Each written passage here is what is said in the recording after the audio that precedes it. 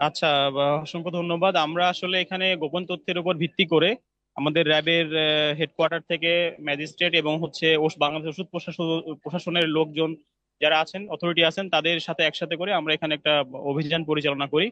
যে অভিযানের মাধ্যমে আমরা দেখতে পাই যে এখানে হচ্ছে যারা এখানে ওষুধ বিক্রেতা, আসলে এটা বিশাল কর্মযজ্ঞ। তো সেই অর্থে যদি আমরা বলি, মোতালেব ভিলা নামে একটা বিল্ডিং, 6 তলা একটা বিল্ডিং, যে বিল্ডিং এর 6ষ্ঠ তলাতে ওরা হচ্ছে একটা কারখানা মতো সেট আপ ছিল, যেখানে হচ্ছে ওরা নকল ওষুধ, বিশেষ করে তরল জাতীয় যে ওষুধগুলা আসলে আমরা বাজারে পাই, অথবা যৌন উত্তেজক বা যৌন শক্তি বর্ধক বা দুর্বলতা অবসানকারী, এই টাইপের যে ওষুধগুলো আছে ব্যাপক আকারে, এবং এটা আসলে নির্দিষ্ট কোনো ব্র্যান্ড নাই, বা আমাদের দেশে চলমান যেগুলো অথরাইজ ব্র্যান্ড রয়েছে হয়তো সেগুলার নকল ডুপ্লিকেট করে ওরা আসলে বিভিন্ন তাদের যে উপাদানগুলো ব্যবহার করে, বিভিন্ন রকম কেমিক্যাল ব্যবহার করে মূলত ওরা 6ষ্ঠ তলাতে আসলে এটা উৎপাদন করতো, যেটা আমরা সরজমিন এখানে পেয়েছি, আপনারা হয়তো দেখলে বুঝতে পারবেন। এবং দ্বিতীয় তলা যেটা, ওখানে ওদের গোডাউন ছিল, 6ষ্ঠ তলায় উৎপাদন করতো, দ্বিতীয় তলাতে ওরা এটা মজুত করতো।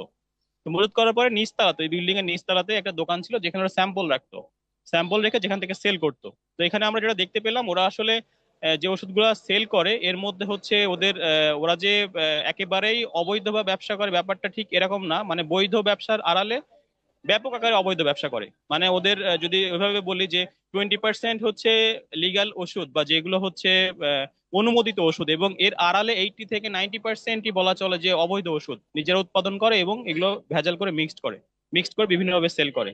তো যাই হোক, আমরা আসার পরে এখানে পেয়েছি, এবং ম্যাজিস্ট্রেট ছিল উনি জব্দ করেছেন এবং জরিমানা করেছেন, এবং আমরা একজনকে আটক করতে পেরেছি আর কি।